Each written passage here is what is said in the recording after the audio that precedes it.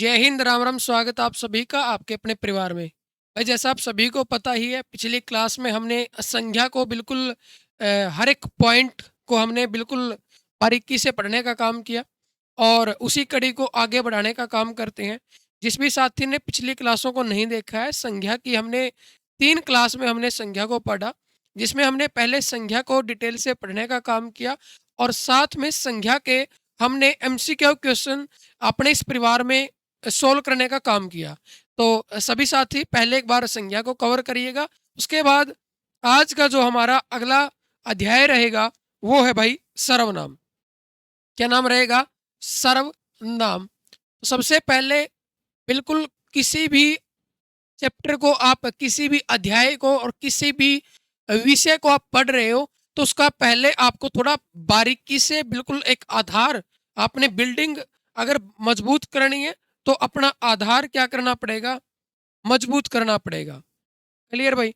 अगर इसकी बात करें कि इसके शब्द के अर्थ की, तो पहले शब्द का अर्थ जान लेते हैं। तो सर्व का अर्थ होता है सब। ठीक है, सब। और नाम क्या होती है? नाम क्या होती है? संज्ञा को ही क्या कहते हैं भाई? नाम कहते हैं। तो यहां अगर इसका अर्थ की बात करें तो इसका अर्थ रहेगा सबका, सबका नाम। और सबका नाम मतलब कि जो शब्द संज्ञा के स्थान पर, मतलब कि नाम की जगह, मतलब कि हमने पढ़ा पिछली क्लास में कि संज्ञा को क्या कहते हैं? नाम कहते हैं। और यहां अगर बात करें सर्वनाम की, तो जो शब्द संज्ञा के स्थान पर प्रयोग किए जाते हैं, जो शब्द संज्ञा के स्थान पर प्रयोग किए जाते हैं, जो शब्द संज्ञा के स्थान पर प्रयोग किए जाते हैं, उसको क्या कहते हैं? सर्वनाम कहते हैं। क्या कहते हैं भाई? सर्वनाम कहते हैं। सर, ये विकारी शब्द होते हैं या अविकारी? तो लिखेंगे सर्वनाम विकारी शब्द होते हैं। सर्वनाम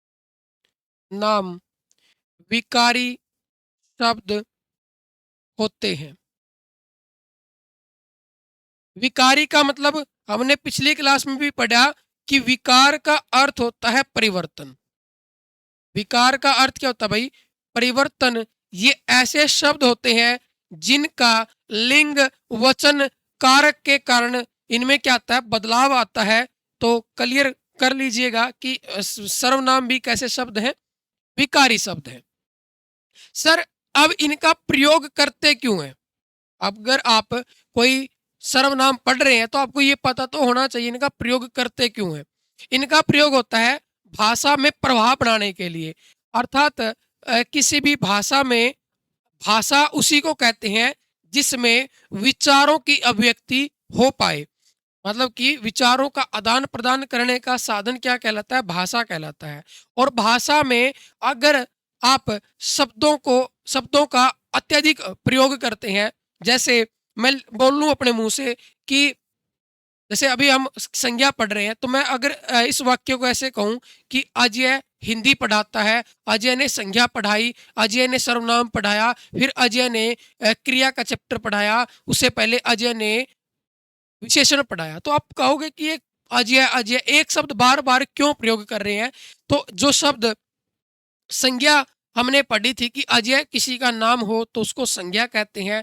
और अब इसी वाक्य को हम इस प्रकार कह सकते हैं कि अजय हिंदी पढ़ाता है, उन्होंने संज्ञा पढ़ाई, फिर उन्होंने सर्वनाम पढ़ाए, फिर उन्होंने क्रिया पढ़ाई, विशेषण पढ़ाए। तो इस प्रकार जब अजय के नाम की बदले आप वह, वे, उन्होंने जो ये शब्द प्रयोग करते हैं, इन्हीं को कहते हैं सर्वनाम। और सर्वनाम का प्रयोग क्यों करते हैं, ये बात मैंने आपको अच्छे से क्लियर कर दी है, नोट कर लीजिएगा। भाई, भाषा में प्रभाव बना रहे इसलिए इनका क्या करते हैं? प्रयोग करते हैं। और भाषा में अत्यधिक शब्दों का प्रयोग ना करना पड़े इसलिए इनका क्या होता है? प्रयोग होता है। संज्ञा का बार बार प्रयोग से बचने के लिए सर्वनाम का क्या करते हैं? प्रयोग करते हैं। क्लियर? उम्मीद है सर्वनाम की परिभाषा में किसी को कोई डाउट नहीं होगा। कोई पूछता है जो शब्द संज्ञा के स्थान पर प्रयोग होते हैं उनको क्या कहते हैं, तो आप बताएंगे सर्वनाम कहते हैं। क्लियर। अब बात करते हैं सर्वनाम के भेद की। ठीक है, सर्वनाम के भेद। तो सर्वनाम के 6 भेद रहेंगे और लिखेंगे कि कौन कौन से होते हैं। एक नंबर पर लिखेंगे साहब पुरुषवाचक सर्वनाम। कौन सा जी?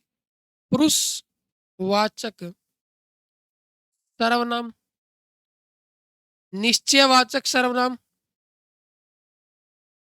निश्चयवाचक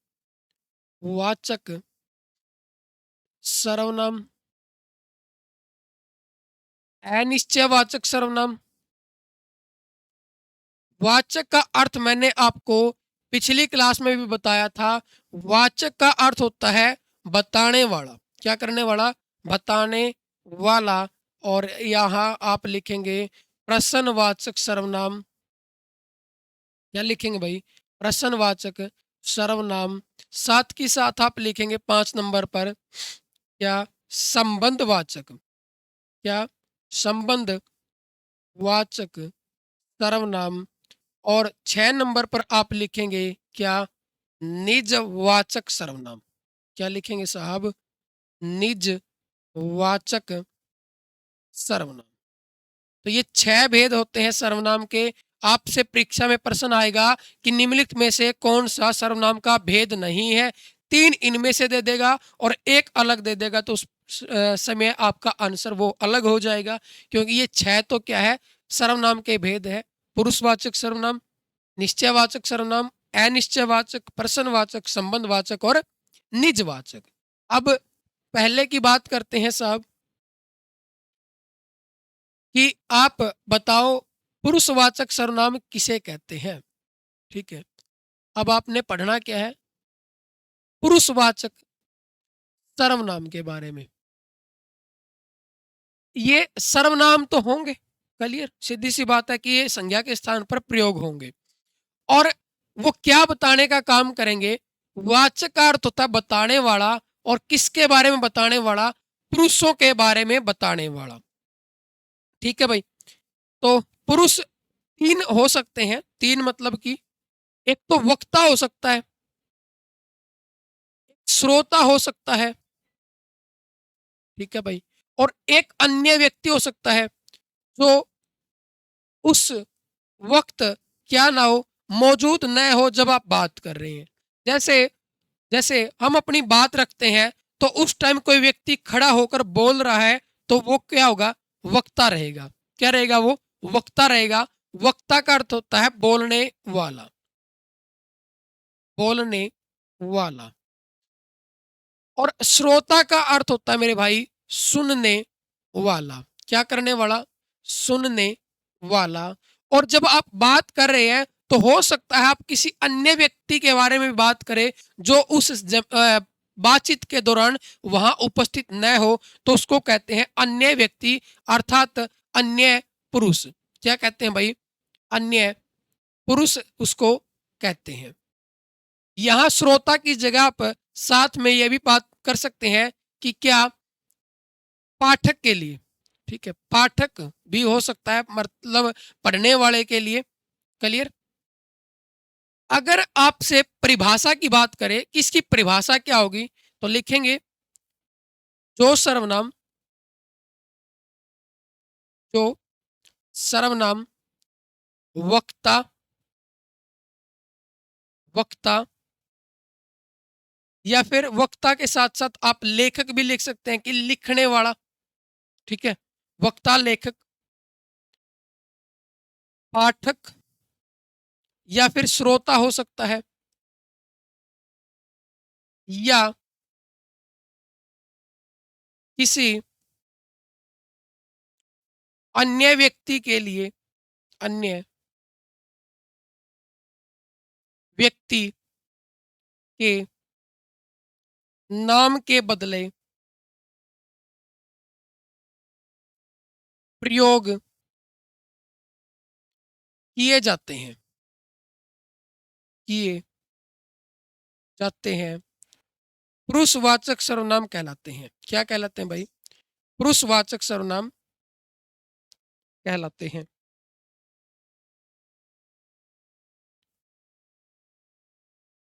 उनको क्या कहते हैं? पुरुषवाचक सर्वनाम कहा जाता है। क्लियर भाई, कोई डाउट नहीं है जी? अच्छा जी। वक्ता या लेखक, ठीक है, और श्रोता सुनने वाला हो सकता है या फिर उसकी जगह पर पढ़ने वाला भी हो सकता है, और उस दौरान किसी अन्य व्यक्ति के नाम के बदले भी प्रयोग किए जाते हैं, मतलब पुरुषों के नाम के बदले, तो उसको कहेंगे पुरुषवाचक सर्वनाम। क्लियर? अब इस पुरुषवाचक सर्वनाम के भी आगे भेद है, और इस क्लास से यहां से पुरुषवाचक सर्वनाम से पेपर में क्वेश्चन 100% छपेगा, नोट कर लीजिएगा। पुरुषवाचक सर्वनाम के 3 भेद और क्वेश्चन यहीं से आएगा। पुरुषवाचक सर्वनाम के 3 भेद है। आपसे पूछा जा सकता है, आपसे क्या पूछा जा सकता है कि निम्नलिखित में से कौन सा पुरुषवाचक सर्वनाम के भेद नहीं है? तो आपको तीनों का पता होना चाहिए कि 3 कौन-कौन से होते हैं। एक लिखेंगे उत्तम पुरुषवाचक सर्वनाम। कौन सा जी? उत्तम पुरुषवाचक सर्वनाम। एक आप लिखेंगे मध्यम पुरुषवाचक सर्वनाम। मध्यम पुरुषवाचक सर्वनाम। और एक आप लिखेंगे मेरे भाई अन्य पुरुषवाचक सर्वनाम। क्या जी? अन्य पुरुषवाचक सर्वनाम। मैं बार बार बोल रहा हूं, यहां से पेपर में क्वेश्चन छपेगा, अच्छे से नोट कर लीजिएगा साहब। अब बात करते हैं कि उत्तम पुरुष कौन होता है, और मध्यम कौन होता है, और अन्य कौन होता है। अन्य के बारे में तो आप समझ भी गए हैं कि जो बातचीत के दौरान उपस्थित न हो उसको कहते हैं अन्य पुरुषवाचक सर्वनाम। लेकिन उत्तम पुरुषवाचक की बात करें, उत्तम पुरुषवाचक सर्वनाम। उत्तम पुरुषवाचक की बात करूं मेरे भाई, तो लिखेंगे जो सर्वनाम, जो सर्वनाम वक्ता या लेखक के नाम के बदले प्रयोग किए जाते हैं, प्रयोग किए जाते हैं, उनको क्या कहते हैं? उत्तम पुरुषवाचक सर्वनाम कहा जाता है। साहब उत्तम पुरुषवाचक कैसे? अब पिछली स्लाइड में आपने बताया कि पुरुषवाचक कहते हैं जो सर्वनाम वक्ता लेखक, ठीक है जी, या फिर पाठक श्रोता हो या अन्य के नाम के बदले प्रयोग करते हैं, उनको कहते हैं पुरुषवाचक सर्वनाम। ये तीनों की मतलब कि इन तीनों को मिलाकर बनता है पुरुषवाचक सर्वनाम। फिर इन पुरुषवाचक के भी 3 भेद हमने बांट दिए, और 3 कौन कौन से इसी में से बांटे हैं कि जो वक्ता लेखक के नाम के बदले प्रयोग हो उसको कहोगे क्या? उत्तम पुरुषवाचक। जो पाठक या श्रोता के नाम के बदले प्रयोग हो उनको कह देंगे जी मध्यम, ठीक है। और जो अन्य व्यक्ति जो वहां पर उपस्थित न हो बातचीत के दौरान, किसी अन्य व्यक्ति, जैसे आप थर्ड पर्सन इंग्लिश में पढ़ते हैं, वो हो जाएगा अन्य पुरुषवाचक। इसी के आधार पर 3 भेद हमने लिखे। मतलब कि रटना नहीं है कि सिर्फ रट लिया कि 3 भेद होते हैं, कौन कौन से होते हैं, समझ के चलना है कि किस क्यों होते हैं। क्लियर? कोई दिक्कत परेशानी नहीं है जी। क्लियर? आगे मैं बात करूं मध्यम पुरुषवाचक सर्वनाम की, तो वो भी लिखेंगे। पहले एक बार इसकी बात कर ले कि उत्तम में कौन कौन से होंगे। जैसे मैं, हम, ठीक है भाई, मैंने, हमने। जो बोलने वाला होगा, ठीक है, जो बोलने वाला होगा वो अपने नाम के बदले यही प्रयोग करेगा कि मैं खाना खाता हूं, हम खाना खाते हैं, मैंने खाना खा लिया, हमने खाना खा लिया। तो ये क्या रहेंगे? उत्तम पुरुषवाचक सर्वनाम रहेंगे। अगर मध्यम की बात करें तो ये भी लिखेंगे साहब, मध्यम पुरुषवाचक सर्वनाम। मध्यम पुरुषवाचक सर्वनाम, तो लिखेंगे जो सर्वनाम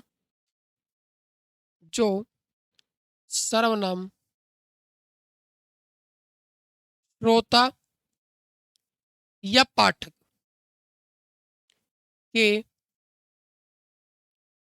नाम के बदले, अर्थात उनके स्थान पर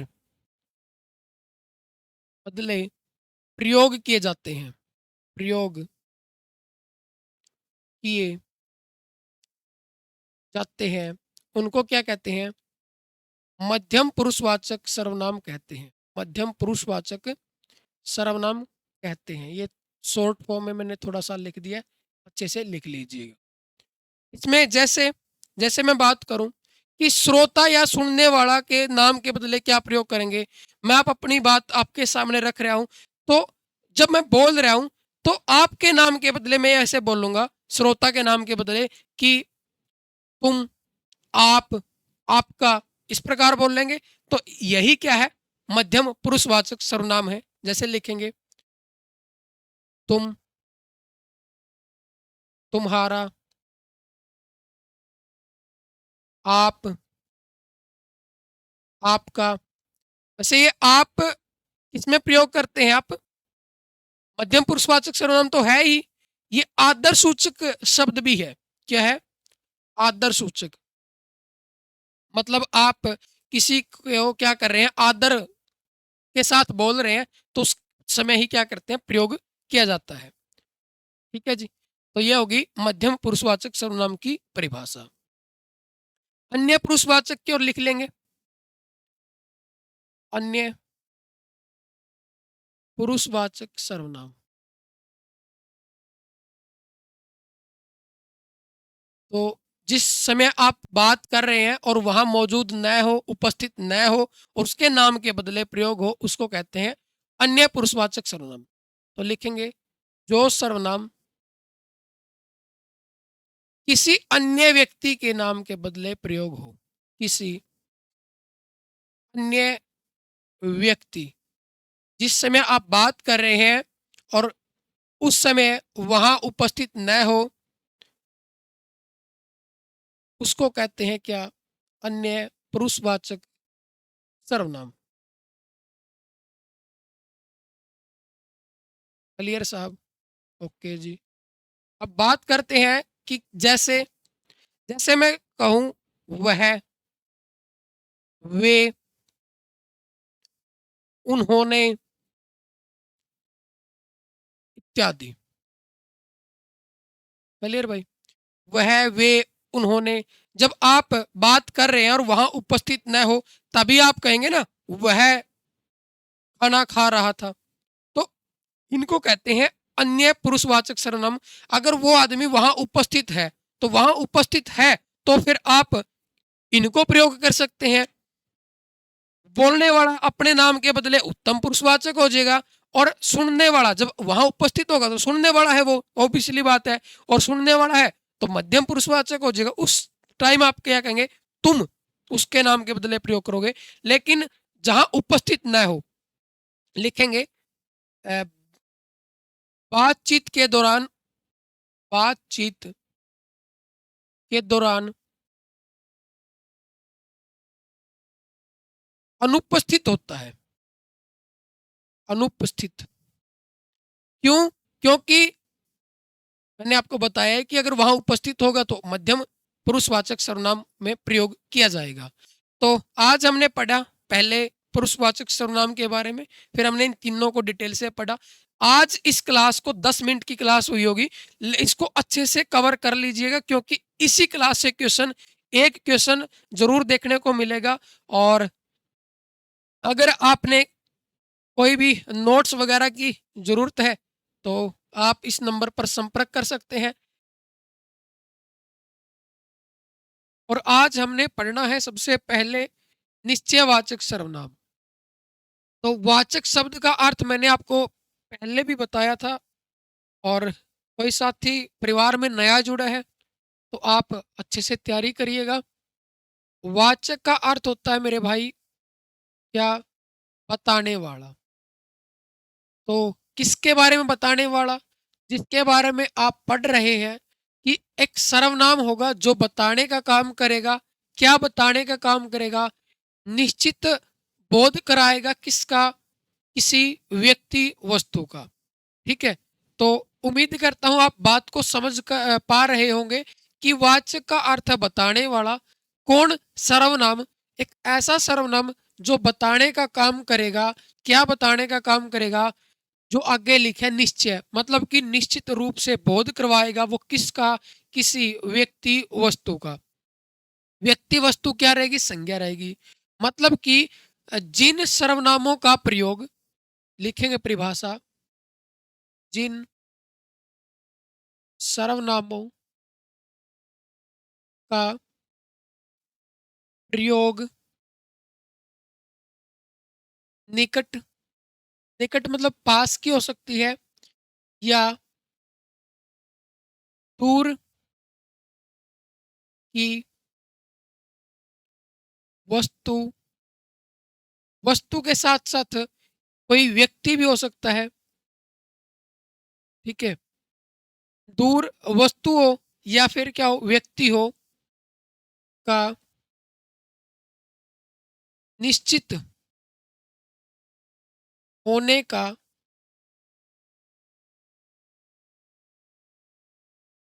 बोध कराने के लिए किया जाता है।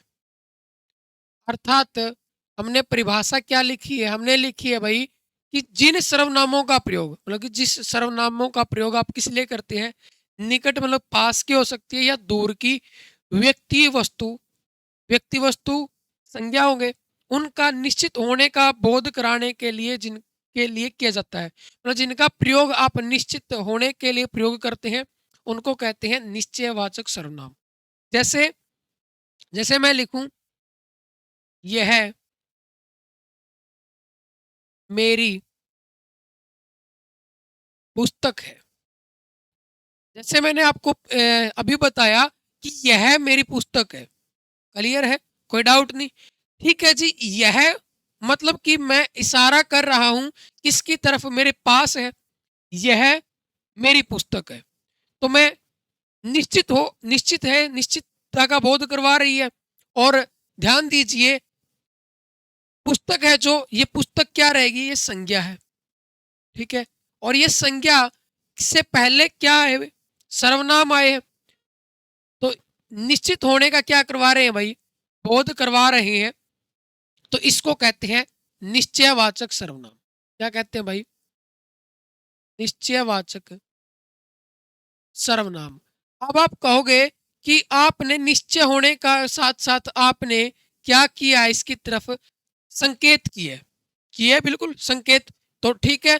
तो इन निश्चयवाचक सर्वनाम को एक दूसरा नाम से भी जाना जाता है, जिसको कहते हैं संकेतवाचक सर्वनाम। तो लिख लेंगे, इसका दूसरा नाम संकेतवाचक सर्वनाम भी होता है। ठीक है जी साहब जी। और इसकी अगर पहचान की बात करें, अगर पेपर में क्वेश्चन आता है और आपसे पूछता है कि किस में निश्चयवाचक सर्वनाम का प्रयोग हुआ है, तो यहां ध्यान दीजिए, यहां एक सर्वनाम है यह, और एक मेरी भी क्या है? सर्वनाम है। तो जब कभी भी दो पास पास सर्वनाम, मतलब कि आपस में पड़ोसी हो, ठीक है पहला और दूसरा पड़ोसी है, तो ये इसकी क्या है? पहचान है। ये कहीं आप लिख लेंगे, ये भी आप लिखेंगे कि जब दो सर्वनाम एक साथ प्रयोग होते हैं, पड़ोसी हो, तो वहां क्या रहेंगे? निश्चयवाचक सर्वनाम रहेंगे। अगर, लिखेंगे, अगर सर्वनाम के बाद, सर्वनाम आ गया, सर्वनाम के बाद अगर संज्ञा आती है, तुरंत बाद, सर्वनाम के बाद संज्ञा है, तो आप इसको निश्चयवाचक सर्वनाम नहीं कहेंगे। तो फिर क्या कहेंगे? इसको कहोगे आप सार्वनामिक विशेषण। आगे विशेषण को भी मैं डिटेल से आपको करवाने का काम करूंगा कि विशेषण क्या होते हैं। अभी के लिए इतना समझिए, विशेषण होते हैं वे शब्द जो किसी संज्ञा सर्वनाम की क्या बताते हैं, विशेषता बताते हैं, उसको कहते हैं विशेषण। तो यहाँ सार्वनामिक का मतलब क्या है, जैसे अगर इसी एग्जाम्पल को, इसी को मैं दूसरे तरीके से लिखूं, यहाँ लिख देते हैं, अगर इसको ये ऐसे लिखे, यह पुस्तक मेरी है। अब आप इस एग्जाम्पल को समझिए, मैं कह रहा हूं, देखिए मैं कहने लग रहा हूं यह पुस्तक मेरी है, मतलब कि विशेषता है भाई, यह पुस्तक है मेरी। मैं इसकी क्या कर रहा हूं, विशेषता बता रहा हूं। अब मैं इसकी तरफ इशारा नहीं कर रहा हूं, इसकी मैं विशेषता बता रहा हूं। तो विशेषता बताने लग रहा हूं, तो इसको क्या कहोगे आप, विशेषण कहेंगे। और संज्ञा से पहले, संज्ञा से पहले क्या आया भाई, नोट करेंगे, संज्ञा से पहले क्या आया है, यहां आया सर्वनाम, तो इसको कहते हैं क्या, सार्वनामिक विशेषण। इसको क्या कहोगे, सार्वनामिक विशेषण। उम्मीद करता हूं इतनी बात आपको समझ आई होगी, किसी को कोई डाउट नहीं होगा। सार्वनामिक विशेषण समझ आया। और सार्वनामिक के साथ साथ निश्चयवाचक सर्वनाम और सार्वनामिक विशेषण में क्या अंतर है वो भी आप अच्छे से समझ गए होंगे, किसी को कोई डाउट नहीं होगा। अगर बात करें मेरे भाई साथ के साथ अनिश्चय की, अनिश्चय वाचक सर्वनाम, तो ये तो जी आप अच्छे से समझ गए। अगर निश्चयवाचक समझ आ गए तो अनिश्चयवाचक भी आ गए जी। अ का अर्थ होता है नहीं, ये अ उपसर्ग प्रयोग होता है, और किसके साथ, निश्चयवाचक। अ का अर्थ रहेगा क्या, नहीं, मतलब कि वे सर्वनाम जो निश्चित नहीं होने का बोध करवाए। तो सर्वनामों का प्रयोग होगा, किसके लिए प्रयोग होगा, निश्चित नहीं होगा। वो कैसे जी, ये जो किताब मैं आपको दिखा रहा हूँ, बोल रहा हूँ, आप इसको बिल्कुल ऐसे ही बिल्कुल फ्री ऑफ कॉस्ट भी पढ़ सकते हैं। अगर किताब मार्केट से लेना चाहते तो 80 से 100 रुपये में मिल जाएगी। अगर फिर भी ना लेना चाहे, देखिए हमारा मकसद है आपको अच्छा कंटेंट डिलीवर कराना, बस बिल्कुल निःशुल्क भी आपको उपलब्ध हो जाएगी। अनिश्चयवाचक बोलिया जी, ठीक है। तो क्या परिभाषा लिखी गई है इसमें किताब में अपनी में, जिन सर्वनाम से किसी निश्चित प्राणी या वस्तु का बोध नहीं होता। ध्यान दीजिए, मैंने अभी बोला है का अर्थ होता है नहीं, मतलब कि जो निश्चित न हो। जैसे अंदर कोई बैठा है, तो जो ये कोई शब्द है, आप इससे निश्चित हो रहे हैं आपको कि कौन बैठा है या नहीं। आप कहेंगे नहीं पता लग रहा, कोई बैठा है, हमें नहीं पता। कोई तो आदमी भी हो सकता है, महिला भी हो सकती है, बच्चा भी हो सकता है, लड़का भी हो सकता है, लड़की भी हो सकती है, कोई भी हो सकता है।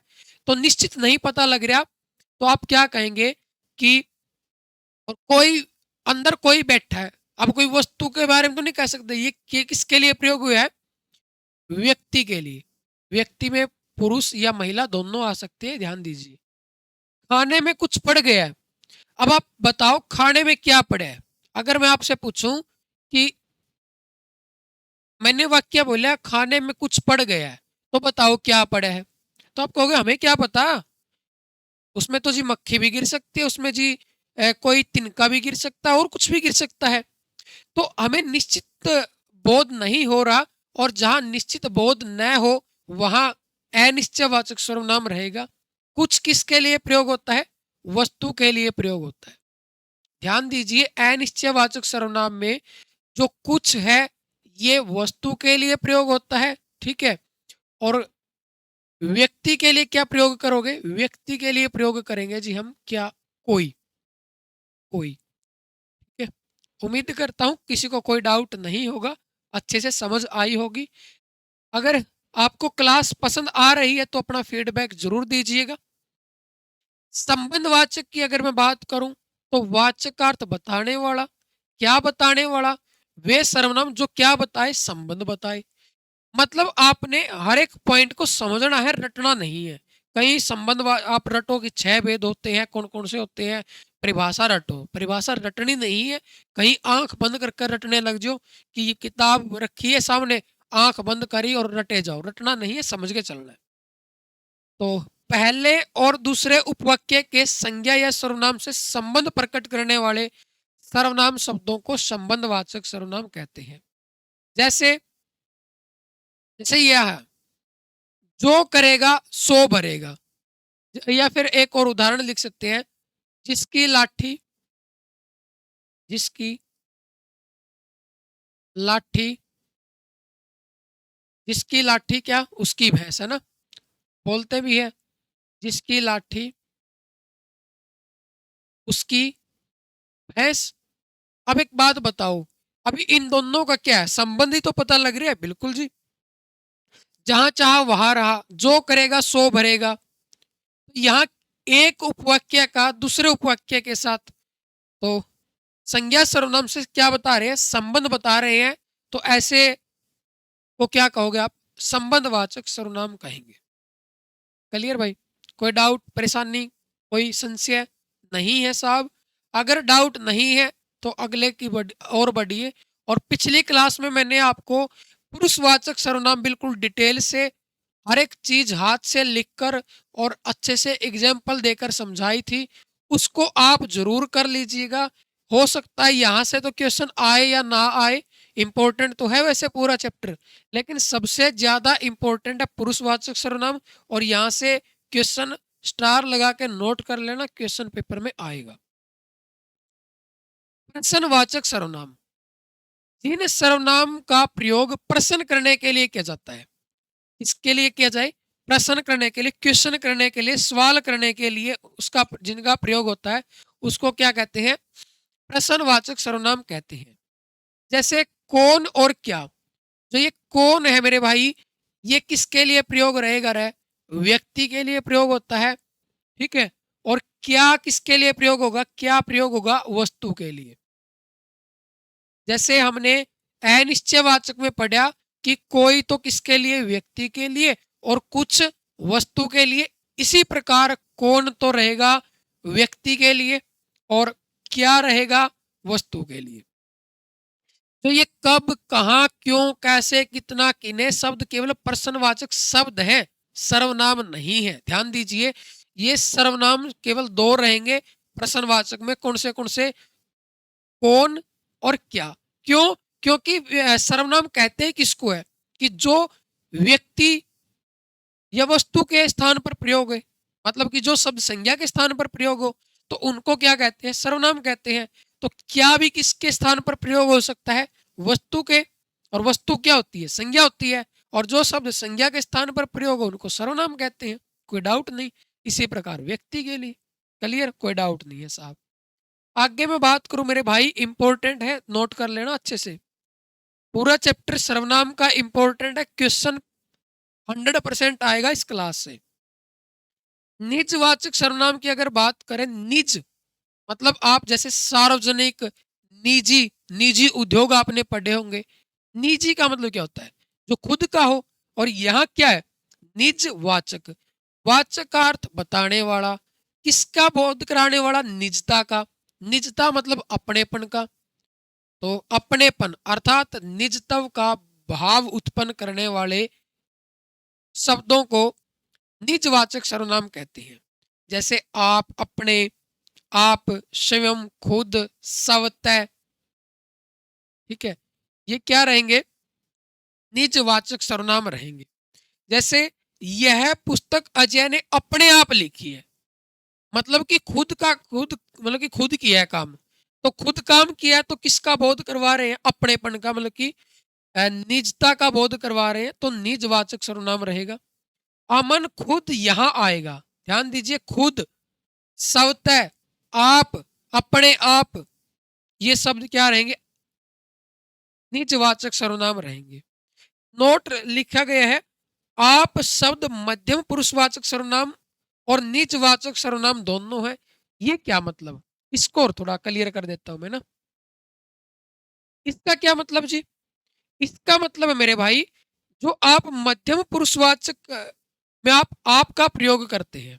जैसे मैं बार बार आप लोगों को क्या बोल रहा हूं कि आप, ठीक है, आपने पढ़ा होगा, आप, या इसकी जगह अगर मैं थोड़ी देर के लिए, थोड़ा सा आप सिर्फ समझने की बात करिए, अगर किसी को आप तू कहते हैं, तू, कि तू को नहीं आया, तना को नहीं करया काम, ठीक है, तू कहाँ था, तो ये तू की जगह अगर आप किसी व्यक्ति को सम्मान देना चाहते हैं, आप अपने अध्यापक से बात कर रहे हैं, तो उसको तो नहीं कहेंगे कि तू कहाँ, ऐसा नहीं कह सकते, ठीक है। तो समझने का प्रयास कीजिए। तो ये आप शब्द किसमें रहेगा, सम्मान सूचक, सम्मान सूचक भी है ये, ठीक है, सम्मान सूचक। मतलब कि जब आप सम्मान देने के लिए मध्यम पुरुषवाचक में श्रोता को भी तो आप कह सकते हो, आप दो लोग बात कर रहे हैं, जब सामने वाला बोल कर दूसरे को बात बता रहा है तो वो ऐसे ही कहेगा कि आप, कब कहेगा, जब सम्मान की बात आएगी, ठीक है। वैसे तू भी कहते हैं, ये उम्मीद करता हूँ बात समझ आई होगी, किसी को कोई डाउट नहीं होगा। तो ये था सर्वनाम का चैप्टर। हर एक पॉइंट को मैंने अच्छे से कोशिश करी है आपको समझ आए। अगर फिर भी किसी का कोई डाउट रहता है, फिर भी पहली बात तो क्लास में डाउट क्लियर हो गया, कोई रहा नहीं होगा। अगर फिर भी किसी मेरे भाई बहन को कोई नोट्स वगैरह पीडीएफ वगैरह की जरूरत है, बिल्कुल निःशुल्क आप लोगों की हेल्प कर दी जाएगी। इस नंबर पर आप क्या करेंगे, संपर्क करेंगे, ठीक है भाई। आपने क्या सीखा वो जान लीजिए।